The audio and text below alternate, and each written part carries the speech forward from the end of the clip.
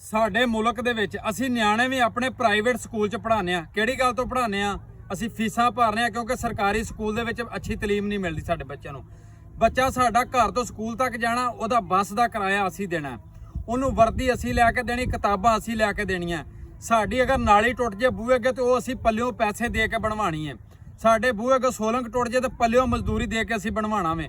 ਅਸੀਂ ਇਲਾਜ ਕਰਵਾਉਣ ਜਾਣ ਤੇ ਪ੍ਰਾਈਵੇਟ ਹਸਪਤਾਲ 'ਚੋਂ ਦਵਾਈ ਲੈਣੀ ਤੇ ਪ੍ਰਾਈਵੇਟ ਲੈਣੀ ਹੈ, ਅਸੀਂ ਪੱਲਿਓਂ ਪੈਸੇ ਦੇਣੇ ਨੇ। ਮੈਂ ਪੁੱਛਣਾ ਚਾਹਨਾ ਅੱਜ ਆਪਣੀ ਆਵਾਮ ਨੂੰ ਵੀ ਅਸੀਂ 75 ਸਾਲ ਤੋਂ ਟੈਕਸ ਦੇਣ ਦੇ ਆ। ਉਹ ਟੈਕਸ ਦੇ ਬਦਲੇ ਸਾਨੂੰ ਅੱਜ ਤੱਕ ਸਾਡੇ ਮੁਲਕ ਦੇ ਸਾਡੇ ਹੁਕਮਰਾਨਾਂ ਨੇ ਦਿੱਤਾ ਕੀ ਹੈ?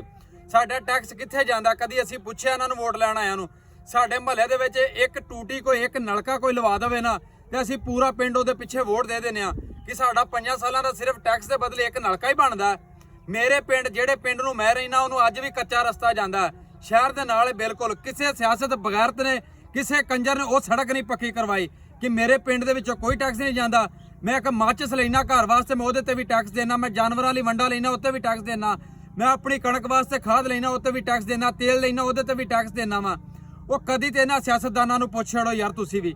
ਉਹ ਅਸੀਂ ਪਿਛਲੇ 75 ਸਾਲ ਤੋਂ ਜਿਹੜੇ ਇਹਨਾਂ ਦੀਆਂ ਜੈਸ਼ੀਆਂ ਦੇ, ਇਹਨਾਂ ਦੇ ਪ੍ਰੋਟੋਕੋਲ ਦੇ, ਇਹਨਾਂ ਦੇ ਲੰਡਨ ਆਪਰੇਸ਼ਨਾਂ ਦੇ, ਇਹਨਾਂ ਦੀਆਂ ਲੰਡਨ ਸਰਜਰੀਆਂ ਦੇ ਅਸੀਂ ਟੈਕਸ ਅਸੀਂ ਪੱਲਿਓਂ ਪੈਸੇ ਦੇ ਕੇ ਕਰਵਾਉਂਦੇ ਆ। ਸਾਡੇ ਮੁਲਕ ਦੀ ਹਰ ਚੀਜ਼ ਘਾਟੇ ਜਾਣ ਰਹੀ ਹੈ। ਸਾਡਾ PI ਘਾਟੇ, ਸਾਡੀਆਂ ਸਟੀਲ ਮਿੱਲਾਂ ਘਾਟੇ ਦੇ ਵਿੱਚ। ਇਹਨਾਂ ਕੰਜਰਾ ਸਿਆਸਤਦਾਨਾਂ ਦਾ ਕੋਈ ਵੀ ਕਾਰੋਬਾਰ ਘਾਟੇ 'ਚ ਨਹੀਂ ਜਾਣ ਡਿਆ।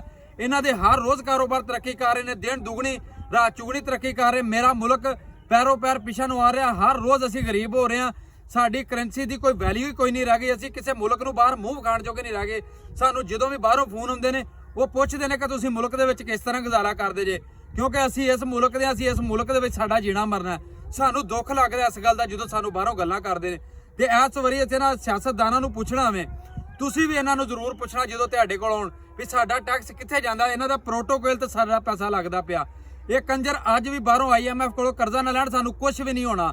ਸਿਰਫ ਇਹ ਵੀ ਇਹਨਾਂ ਦੀਆਂ ਅਜਾਇਸ਼ੀਆਂ ਖਤਮ ਹੋ ਜਾਣਦੀਆਂ। ਜਿਹੜੇ ਬਾਹਰ 25-25 30-30 ਵਜ਼ੀਰ ਜਾਂਦੇ ਨੇ ਅਜਾਇਸ਼ੀਆਂ ਕਰਨ ਵਾਸਤੇ, ਇਹ ਨਹੀਂ ਕਰ ਸਕਣਗੇ।